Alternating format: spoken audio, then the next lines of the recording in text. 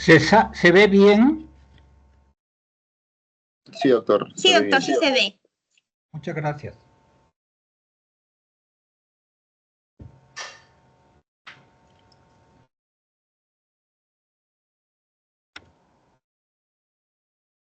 El propósito de nuestra presentación está en proporcionar información de modo que contribuyamos a reconocer y diferenciar la fisiopatología de una arritmia cardíaca, reconocer la etiología y las causas de la arritmia cardíaca, valorar los signos y síntomas de la fibrilación auricular,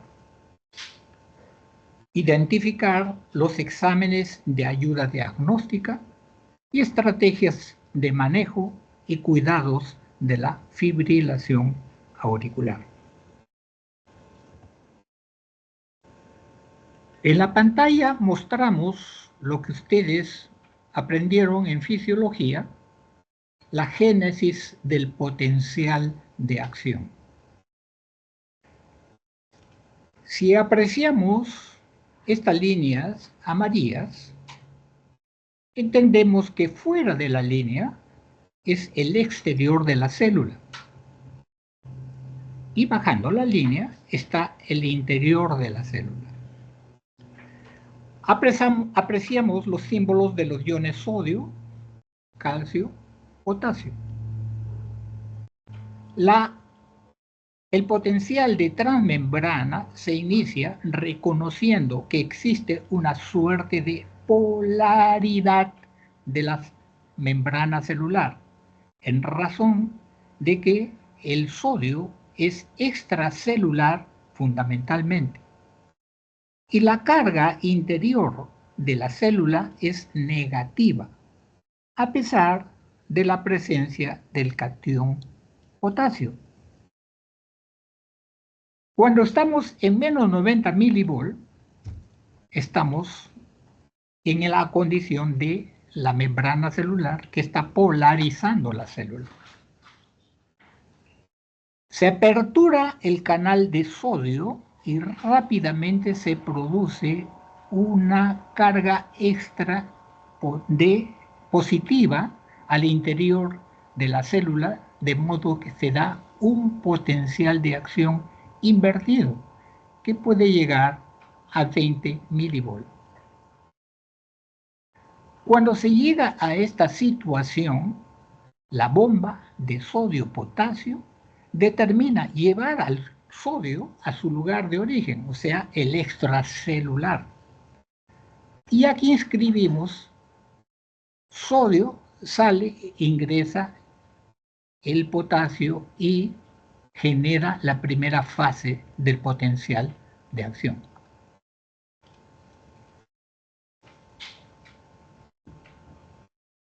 Luego inscribimos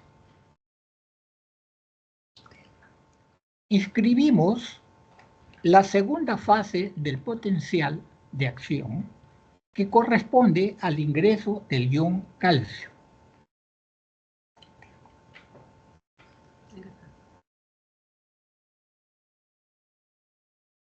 La fase 3 implica el reconocimiento de la salida del potasio para nuevamente reingresar con el intercambio de la bomba sodio-potasio y recuperar la fase 4 del potencial de acción.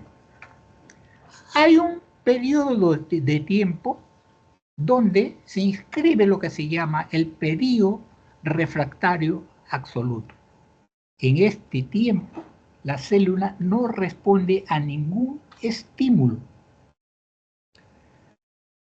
Y en tanto, asistimos a la inscripción de lo que se llama un periodo refractario relativo. Y cuando ya tenemos en la fase 4, se inscribe el periodo de supernormalización del potencial de acción, y es decir, en estas circunstancias, periodo supersensible, el potencial de acción puede aparecer y perpetuarse si acaso se alcanza el potencial umbral que está en menos 60 milivolts. O sea, la fase 4 da lugar a que se inicie un nuevo potencial de acción cuando se alcance el periodo umbral y se da inicio nuevamente a la recuperación del potencial de acción invertido. Bien.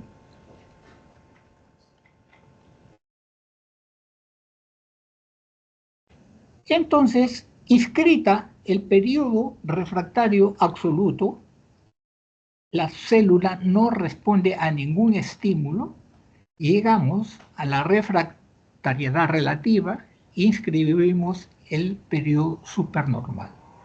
Esta fase del potencial de acción, la fase 4, alcanza el umbral y comienza a perpetuar la aparición de nuevos potenciales de acción que se ligan a la génesis de un latido. Esto puede determinar una taquicardia si la pendiente se inclina y alcanza más pronto el umbral, o puede generar bradicardias si el potencial de acción, la fase 4, se aplana. Entonces, alcanza el umbral, nuevo potencial de acción. Se aplana, reposa la célula. Cuando se dan los fenómenos de reentrada, entonces el potencial eléctrico se conduce unidireccional siguiendo el establecimiento de conducción rápida o de conducción lenta. Cuando se producen los bloqueos unidireccionales, impide la conducción del impulso nervioso y luego se puede conseguir una suerte de repetición constante del impulso, perpetuando la frecuencia, la inscripción del ritmo.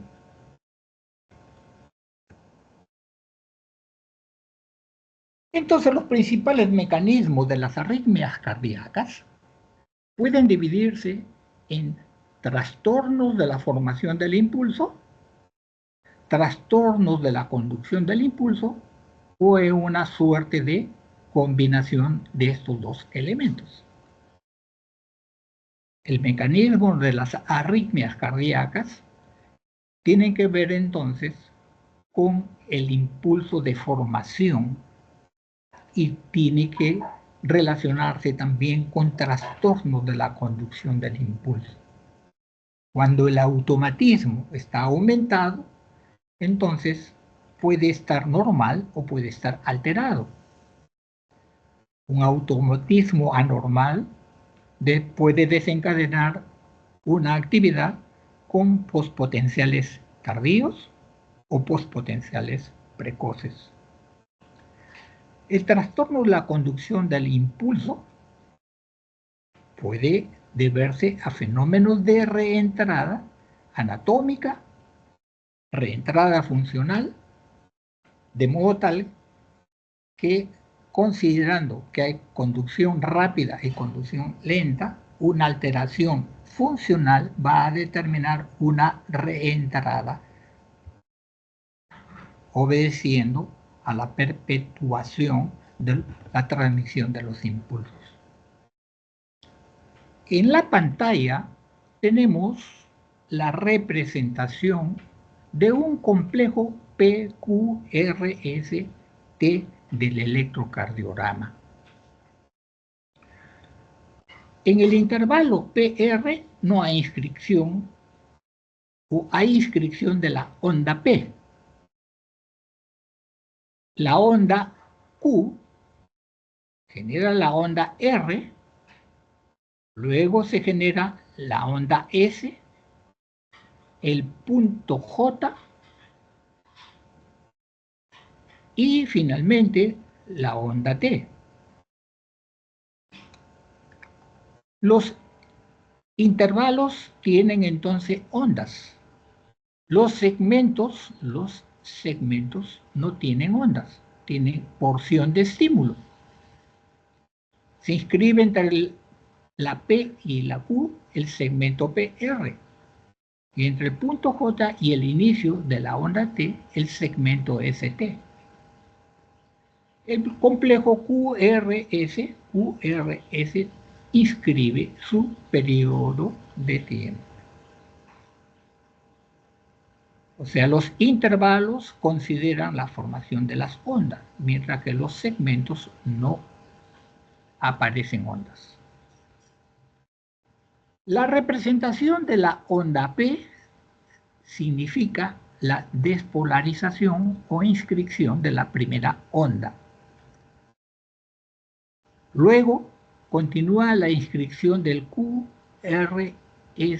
hasta el punto J, la unión de la onda S con el segmento ST, que implica la despolarización ventricular.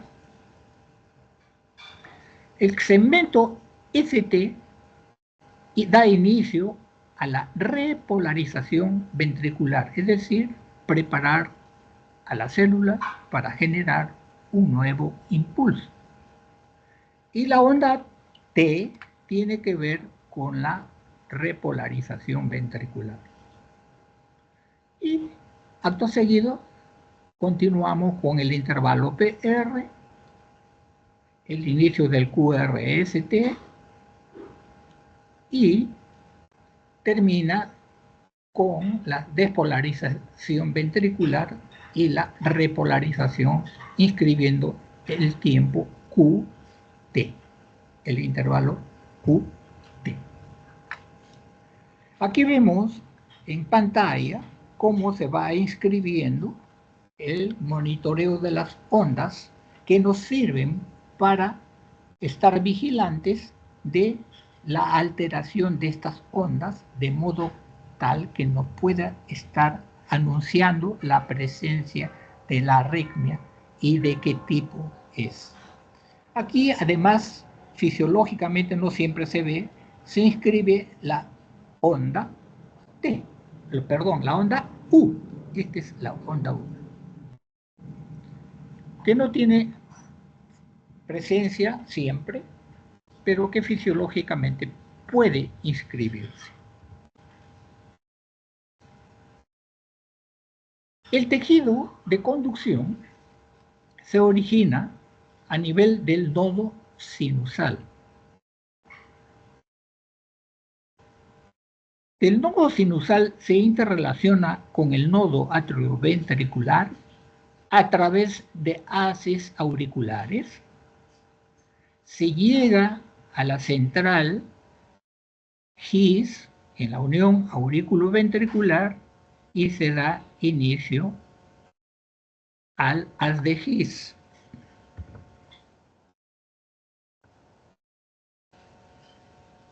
Que luego se divide en una rama derecha que va al ventrículo derecho y una rama izquierda que va al ventrículo izquierdo.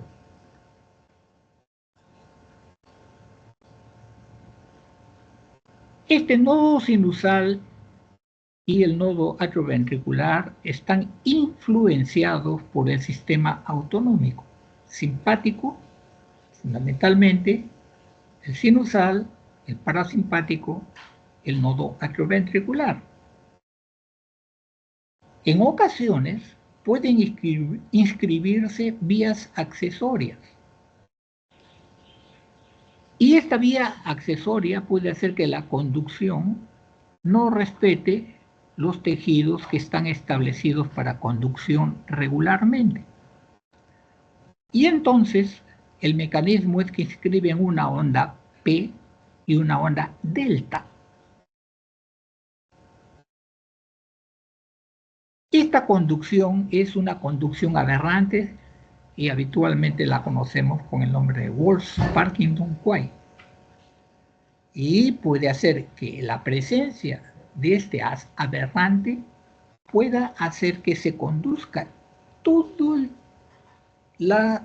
los estímulos que acompañan a la fibrilación auricular de transmisión rápida y de inscripción irregular, de modo tal que a la fibrilación auricular pudiera generar una fibrilación ventricular, que es una forma de paro cardíaco.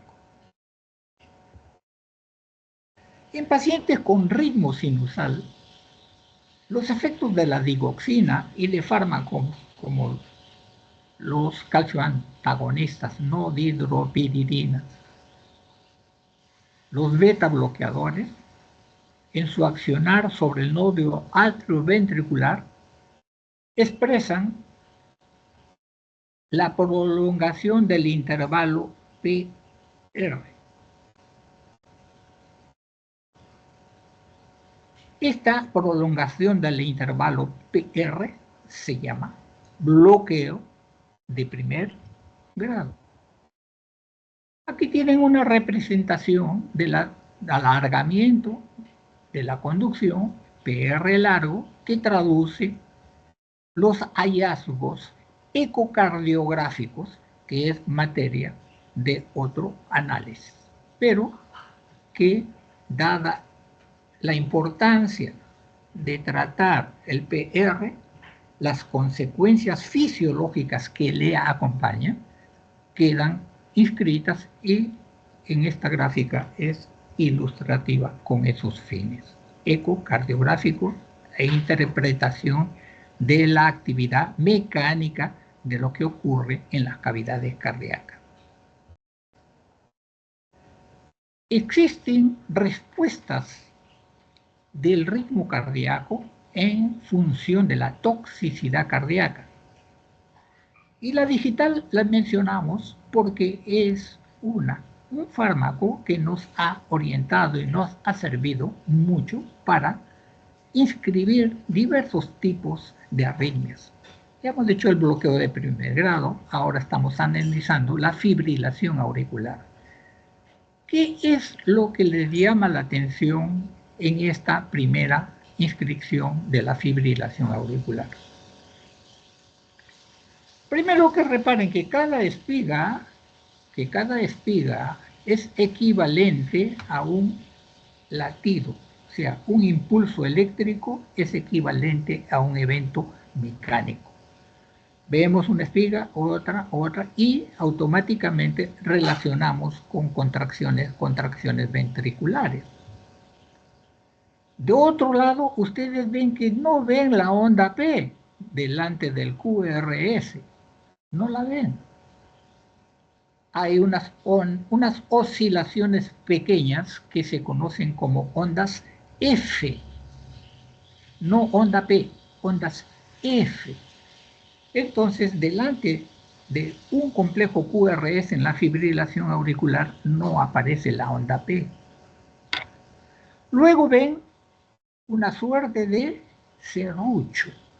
Es la inscripción del fibrilo flúter auricular.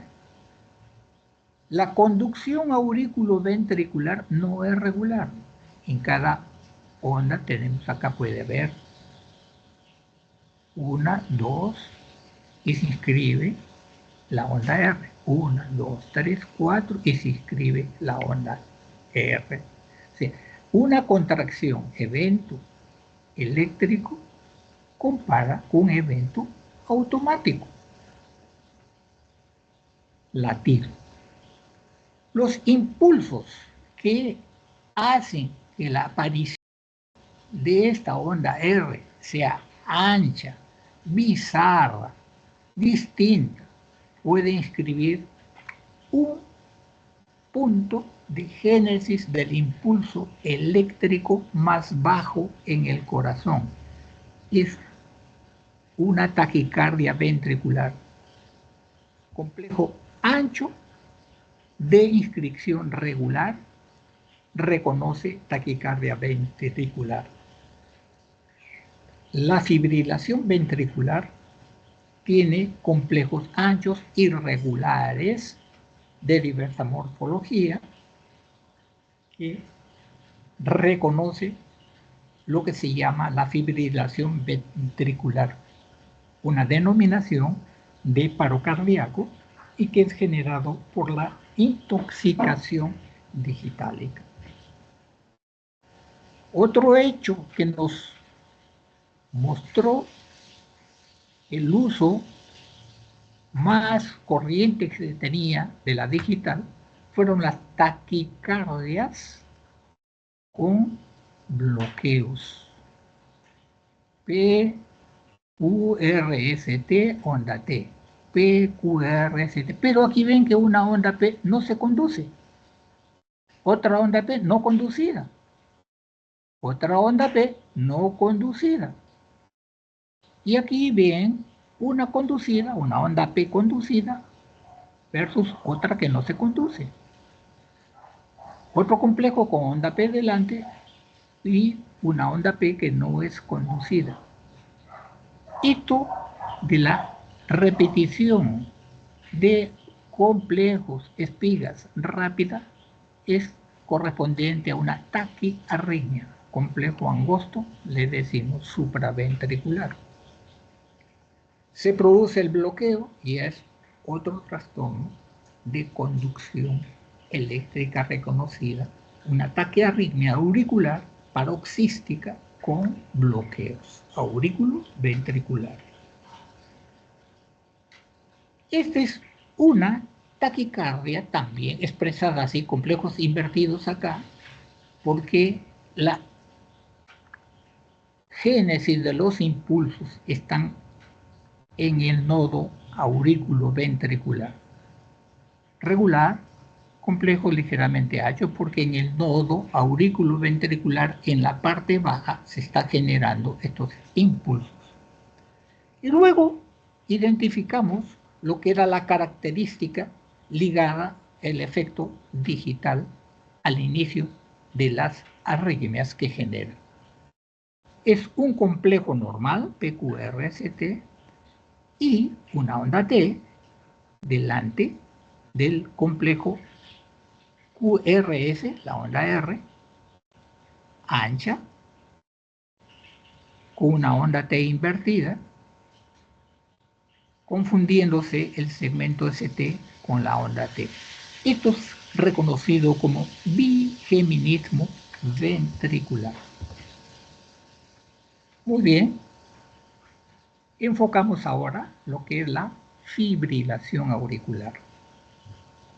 La fibrilación auricular tiene fuertes asociaciones con otras enfermedades cardiovasculares, como la insuficiencia cardíaca, la enfermedad de las arterias coronarias, las cardiopatías valvulares, la diabetes, la hipertensión arterial.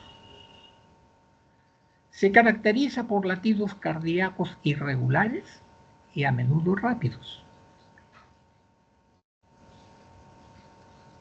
Este es un trazo de ritmo que nos está graficando lo que estamos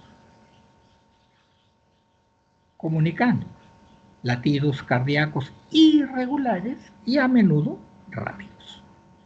Los mecanismos exactos por los cuales los factores de riesgo cardiovascular predisponen a la fibrilación auricular no se comprenden por completo, pero se están investigando intensamente. Se supone que el estrés hemodinámico, la sobrecarga que se va generando dentro de las cavidades cardíacas, como condiciona la isquemia auricular, la inflamación, el estrés metabólico, el exceso de catecolaminas y la activación de la cascada neuronal promueven la fibrilación auricular. La presentación clínica de la fibrilación auricular abarca un amplio espectro, desde la FA, desde la fibrilación auricular asintomática con respuesta ventricular rápida o lenta, el shock cardiogénico o el devastador accidente cerebrovascular. Este accidente cerebrovascular es consecuencia de que la fibrilación auricular no permite un ritmo regular, lo hace irregular. Y habitualmente la aurícula está crecida. Y cuando la aurícula está crecida a nivel de las venas pulmonares, se generan alteraciones que dan lugar a la inscripción de la fibrilación auricular. La hipertensión arterial sostenida, cuando las paredes de los ventrículos están engrosadas, este crecimiento lo hace de manera concéntrica, de modo tal que cierra, reduce la luz del ventrículo izquierdo. Esta suerte de reducción de la cavidad ventricular hace que la aurícula tenga que contraerse más enérgicamente para completar el llene ventricular. Lo hace en un 25% del volumen. Es la contribución de la contracción auricular para completar el llene del ventrículo. ¿Cómo se genera esta alteración? Ya no hay onda P, que significa contracción auricular. Se inscriben entonces las ondas F. Estas ondas F hacen que, al perder la aurícula su capacidad contráctil, hace una suerte de rectación, no se contrae, y genera turbulencia dentro de la cavidad ventricular, que da lugar a lo que se llama formación de coágulos endocavitarios. Entonces, la pérdida de la contracción auricular es generada por la fibrilación auricular. Y esta pérdida de contracción, al generar turbulencias de la sangre dentro de la cavidad, propicia pues la formación de coágulos. Es esta condición fundamental que lleva a hacer uso de anticoagulación para evitar estas lamentables consecuencias. Un accionar médico que implica una cardioversión eléctrica se da más frecuentemente en pacientes con insuficiencia cardíaca congestiva descompensada, en pacientes con hipotensión arterial para que no vayan al choque, y a pacientes con angina generada por una isquemia no controlada. De ese modo, al hacerse una cardioversión eléctrica, como vamos a mostrar en adelante, evitamos los accidentes cerebrovasculares. Y para prevenir este accidente cerebrovascular isquémico que puede generar infartos cerebrales, hacemos uso de anticoagulación, control del ritmo y control de la frecuencia cardíaca. La presentación clínica de la fibrilación auricular y los resultados que podemos obtener. El paciente puede hacer fibrilación auricular asintomático o silente. Si no altera la hemodinámica, va a cursar así asintomático.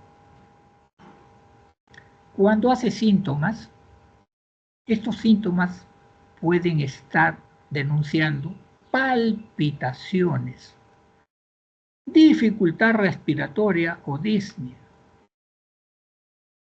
fatiga fácil, puede sentir dolor opresivo en el tórax, puede tener una tolerancia pobre al esfuerzo físico, se cansan no pueden desplazarse, se cansan súper rápido, mareos, pérdida de conciencia, síncopes, desórdenes del sueño y otras molestias. Cuando están sintomáticos y hemodinámicamente inestables, pueden aparecer la pérdida súbita de conciencia, una hipotensión sintomática, manifestaciones de insuficiencia cardíaca, y puede haber un edema pulmonar. Se genera un continuo de la isquemia miocárdica y puede haber un shock cardiogénico. Entonces, sintomático hemodinámicamente inestable, si podemos hacer cardioversión, lo hacemos para evitar un desenlace que puede ser una muerte súbita, un accidente cerebrovascular, una disfunción e insuficiencia cardíaca, el decline cognitivo, se produzca una demencia vascular más fácil, fenómenos de depresión, daño en la calidad de vida y propiciar las hospitalizaciones.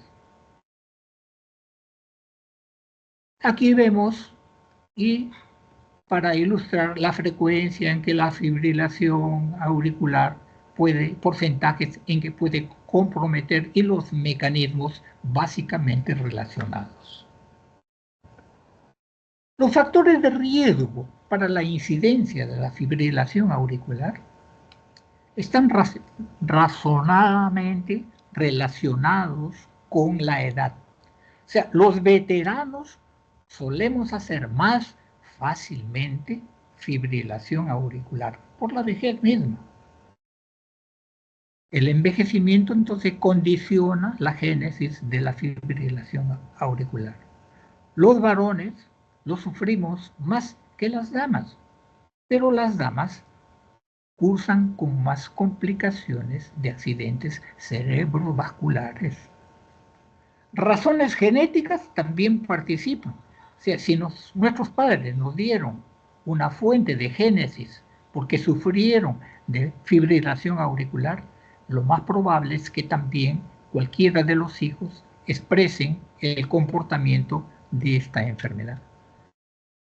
La etnicidad también guarda relación y nosotros podemos asistir a eventos físicos como la inactividad que condiciona una pereza en las respuestas del miocardio o tener una actividad súper intensa como las competencias en las que participan los veteranos y de alta exigencia, las maratones, por ejemplo, condicionan las respuestas de fibrilación o la presencia de fibrilación. El perfil lipídico, que condiciona la ateroesclerosis, el elevado consumo de alcohol, tabaquismo, obesidad,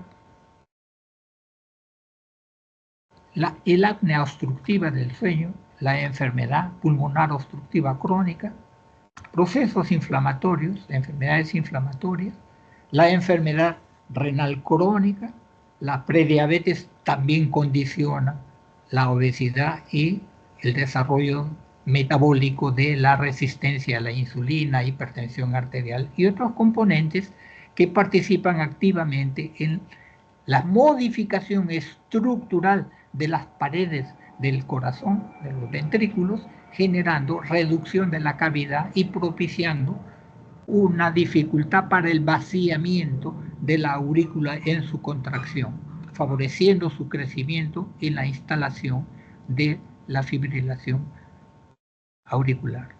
Las cardiopatías valvulares, la insuficiencia cardíaca, la enfermedad coronaria, isquémica fundamentalmente, y enfermedades vasculares subclínicas dependientes de ateroesclerosis.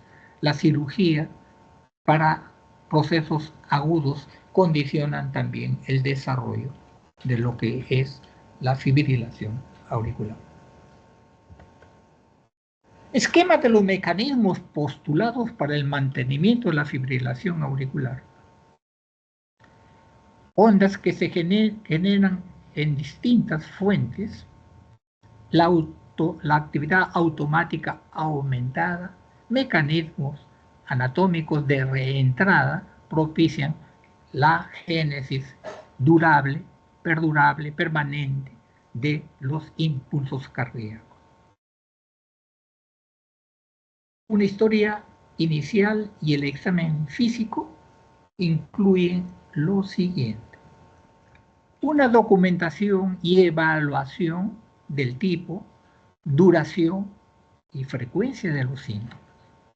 Una evaluación de los factores desencadenantes, el esfuerzo, el sueño, el consumo de alcohol. Una evaluación de los modos de terminación, por ejemplo, maniobras vagales, el pujo, la sensación de aplastamiento de globos oculares, sensación de despertar el vómito. Son maniobras vagales. La documentación del uso previo de agentes antiarrítmicos y de control de la frecuencia cardíaca. ¿Estaba o no tomando ya agentes que corregían las arritmias supraventriculares o ventriculares? La valoración de la presencia del daño estructural del corazón, cardiopatías subyacentes, congénitas o adquiridas. La documentación de cualquier procedimiento de ablación de la fibrilación auricular, percutáneo o quirúrgico previo. Esta ablación es el corte de los haces que conducen los impulsos nerviosos de modo tal que al interrumpir el corte se bloquea la génesis de la fuente generadora de la fibrilación auricular. La evaluación de las vías respiratorias, el estado de la respiración y la circulación aérea. Hablábamos de la apnea obstructiva del sueño, los procesos asmáticos o de broncoconstricción crónica, como la enfermedad pulmonar obstructiva crónica. Los signos vitales tenemos que también estar vigilantes, en particular la frecuencia cardíaca, la presión arterial, la frecuencia respiratoria y la saturación de oxígeno. Tenemos que hacer una evaluación sistémica de la cabeza, del cuello, los pulmones, el corazón, el abdomen, las extremidades inferiores y del sistema nervioso. Los hallazgos electrocardiográficos son importantes en el electrocardiograma de dosis derivaciones que nos confirman el diagnóstico e incluyen también la inscripción de la frecuencia ventricular irregular. Se expresan con los complejos QRS, las espigas que hemos visto de manera irregular. No hay ondas P, ausencia de ondas P, y están reemplazadas por las ondas F, que son completamente irregulares y caóticas. Latidos conducidos de forma aberrante después de los ciclos RR largos, cortos, conocido como fenómeno de Ashman. La frecuencia cardíaca típicamente entre 110 y 140 latidos por minuto. Rara vez alcanza los 160 a 170 latidos por minuto. Puede haber el fenómeno de preexcitación y estar con el Wolff-Parkinson-White, la hipertrofia del ventrículo izquierdo, el bloqueo de la rama de las de His o el retraso de la conducción intraventricular. Un infarto de miocardio agudo o antiguo también pueden acompañarlo. La ecocardiografía transtorácica es útil también para evaluar la enfermedad cardíaca valvular, para evaluar el grosor de la pared libre y de la pared septal, la dilatación de las cavidades,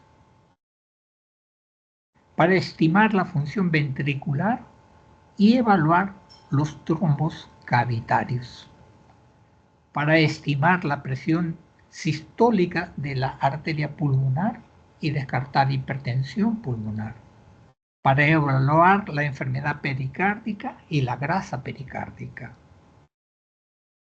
La ecocardiografía transesofágica es importante para evaluar el trombo auricular, particularmente el que se genera en el apéndice auricular izquierdo, para guiar la cardioversión eléctrica, porque si observamos un trombo, se debe retrasar la cardioversión, porque esta puede ser generadora de desprendimiento de coágulos y generar embolias que van a incidir sobre el riego cerebral, dañándolo, si es que estamos desprendiendo un émbolo.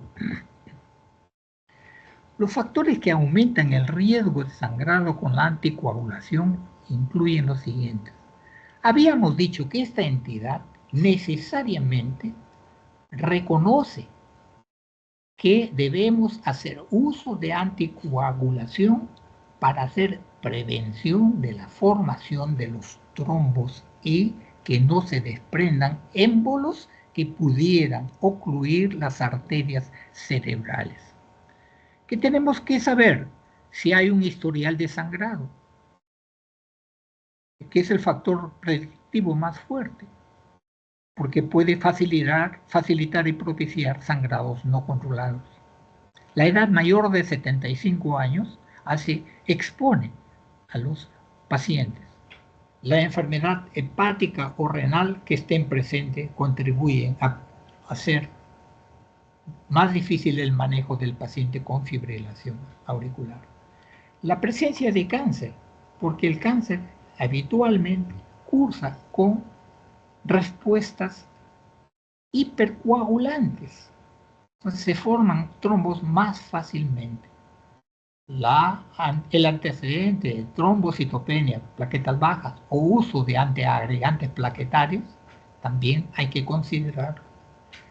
Si hay o no hipertensión, diabetes mellitus, anemia, accidente cerebrovascular hemorrágico previo, el riesgo de caídas que se da con los ancianos propician más fácilmente los sangrados, una predisposición genética que ya hemos hecho referencia, o el uso de warfarina, ya si estaba utilizando el paciente, sobre todo cuando hay valvulopatías, y el INR está arriba de 3.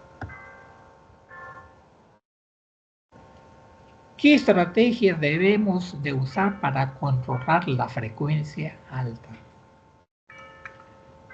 Los medicamentos inhibidores de los canales de calcio no dihidropiridínicos o bloqueadores beta, la digoxina, la amiodarona, una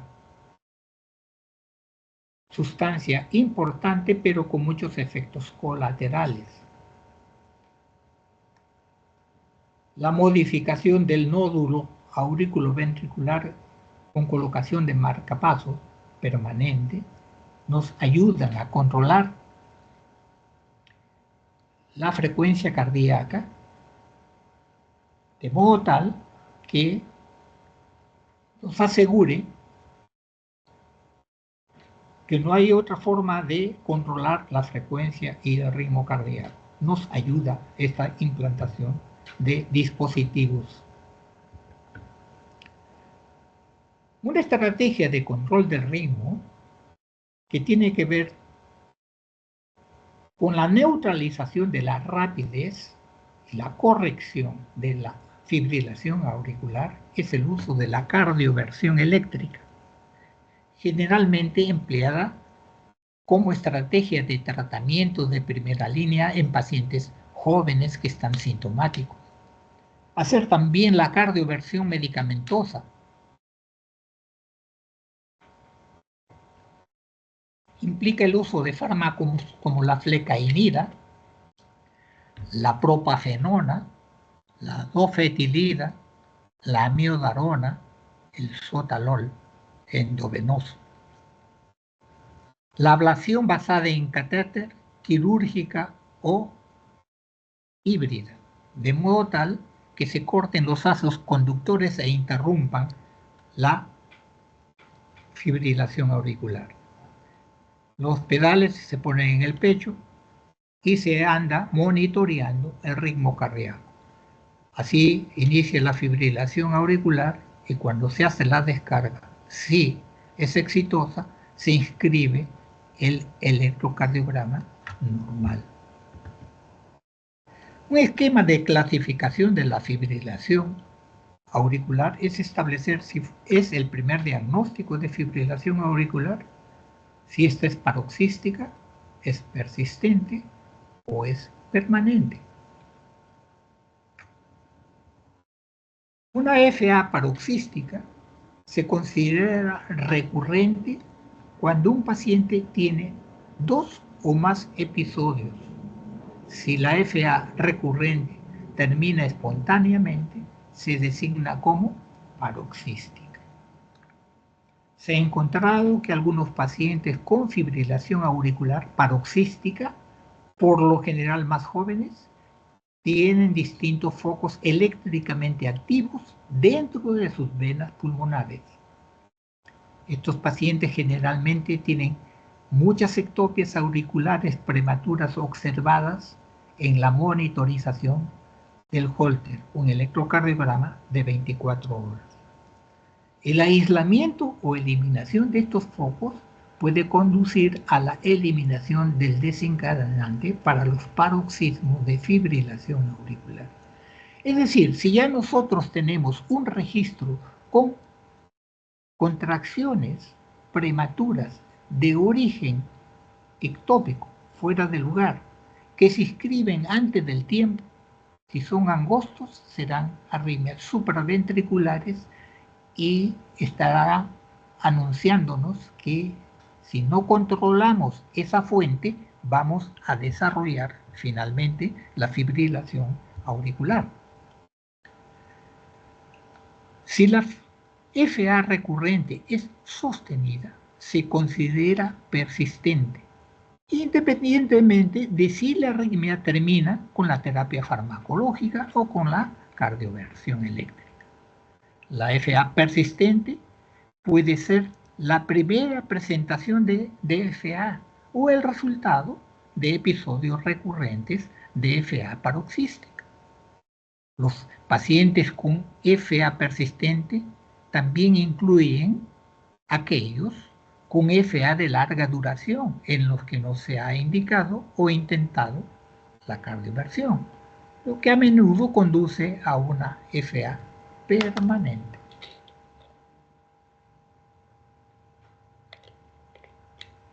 La FA persistente, con una respuesta rápida y descontrolada de la frecuencia cardíaca ventricular, puede causar una miocardiopatía dilatada y puede conducir a una remodelación eléctrica en las aurículas, es decir, una miocardiopatía auricular. La gráfica igual, el trazo del ritmo en B1 muestra las ondas F y la irregularidad de los picos eléctricos de las ondas R, en este caso invertida, que tiene que ver con el evento mecánico. Una espiga semejante a un latido. Evento eléctrico, respuesta mecánica.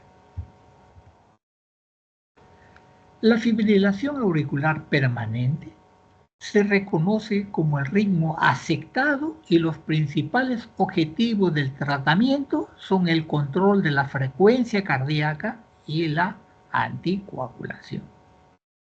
Aunque es posible invertir la progresión de paroxística a persistente y persistente de larga data, esta tarea puede ser un desafío.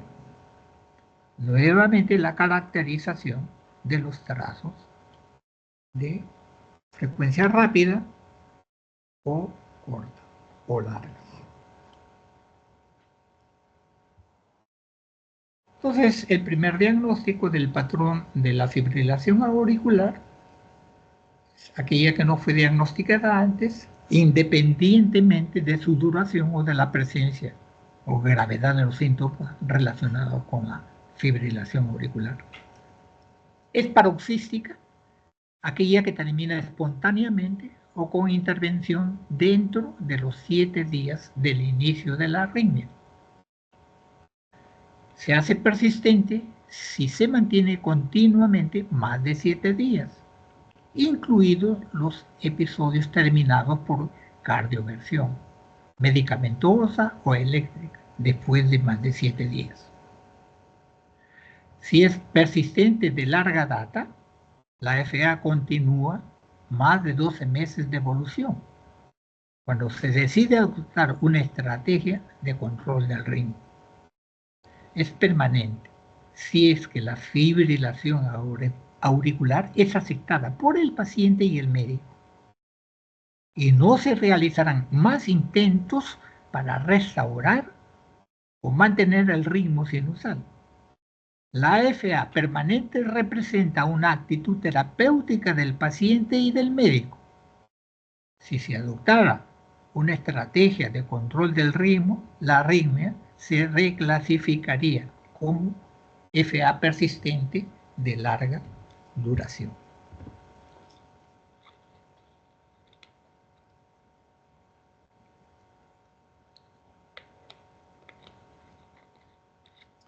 En la fisiopatología de la FA se han descrito 3 formas de remodelado auricular. Durante la progresión de la fibrilación auricular hay una remodelación eléctrica, contráctil y estructural. La remodelación eléctrica es una consecuencia de frecuencias auriculares altas e incluye acortamiento del período refractario de los miocitos auriculares y una ralentización de la velocidad de conducción auricular. La remodelación estructural se caracteriza por cambios en los miocitos auriculares, en el intersticio, en la matriz extracelular, en su composición y depósito de tejido fibrótico. Aquí ilustramos estos mecanismos de remodelación estructural, la remodelación eléctrica y la remodelación contráctil. Entonces la grasa pericárdica, usando mediadores, llegan a conducir hacia la cardiomiopatía auricular con arritmias auriculares de diversos mecanismos. Cuando se produce la remodelación estructural, el sustrato se hace vulnerable. La génesis de los potenciales de acción son diversas: tejido normal o tejido sano o tejido lesionado, fibrótico. Después de la despolarización pueden haber potenciales precoces o tardíos. Y en tanto, siendo el sustrato vulnerable, genera pues remodelación eléctrica y contráctil. Hay mecanismos de reentrada que generan fibrilación auricular y actividad ectópica que también con automatismo aumentado se refiere a esto, que pueden dar lugar a fibrilación auricular. Entonces, el daño estructural, sustrato vulnerable, eléctrico y contráctil, fenómenos de reentrada en la génesis de arritmias y actividad ectópica disparada rápidamente generando fibrilación auricular. Dentro de la fisiopatología de la AFA,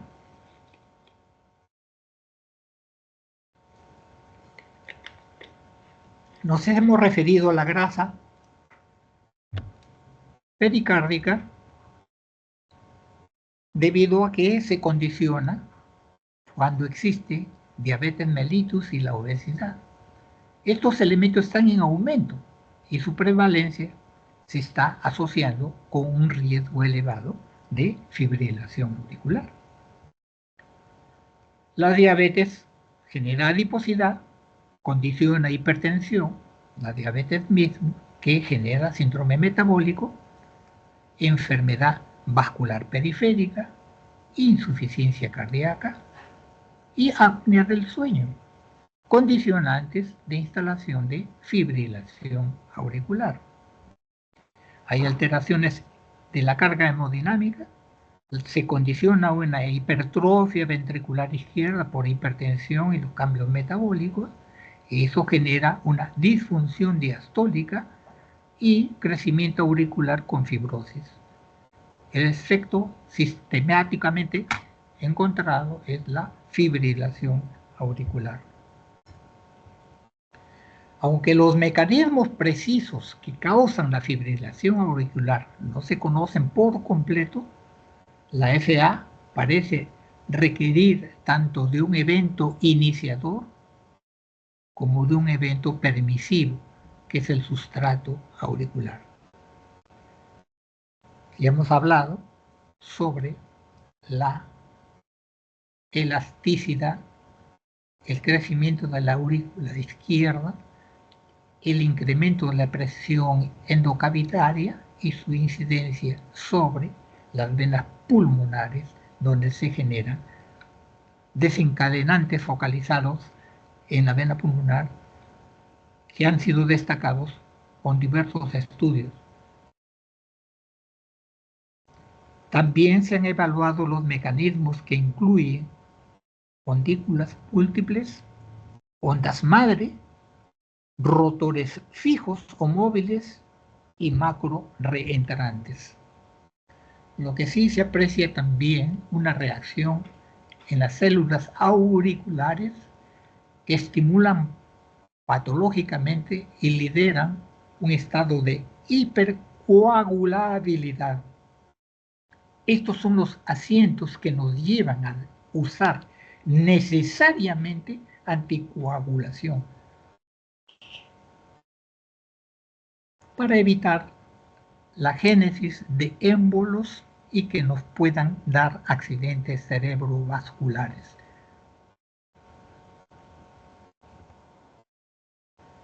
El uso de drogas y el alcohol.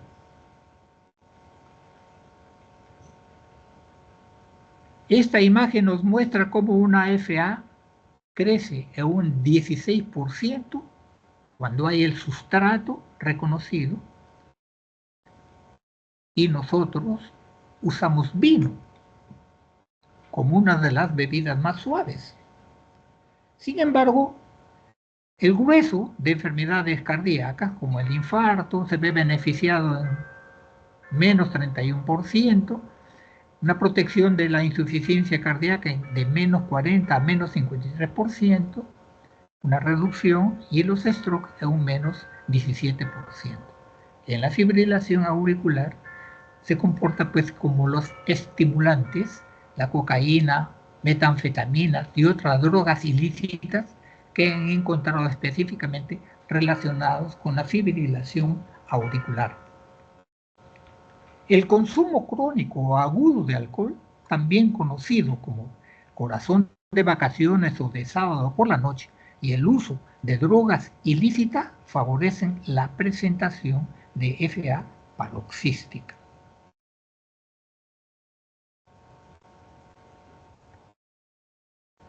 El síndrome del seno enfermo. Este es más patético en los veteranos, los ancianos.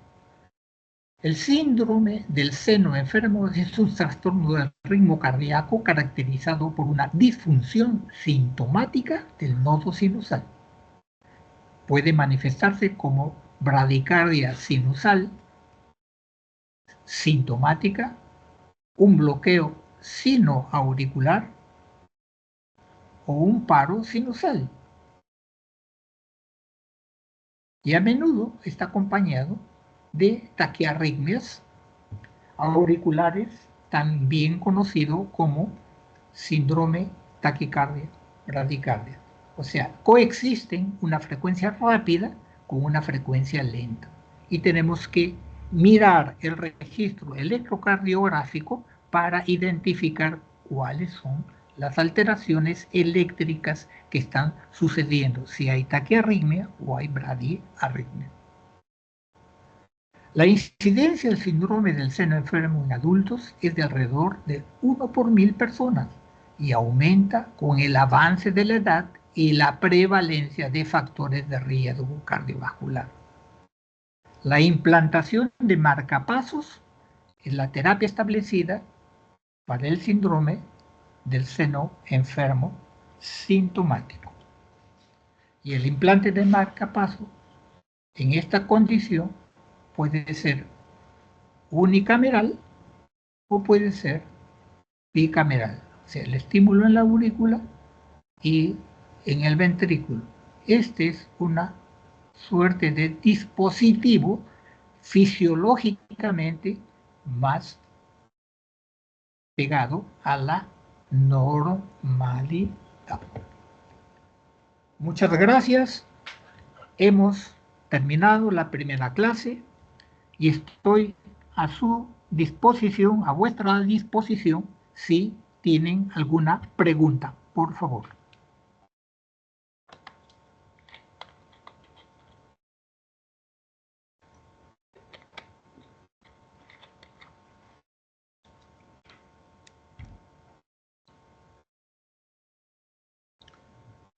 ¿Me escucharon?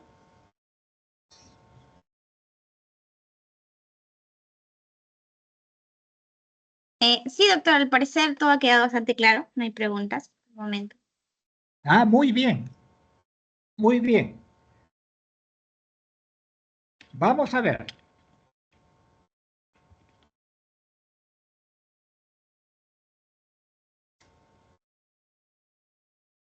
Reposamos unos 5 minutos para dar inicio a la segunda clase, por favor. Está bien, doctor. Gracias.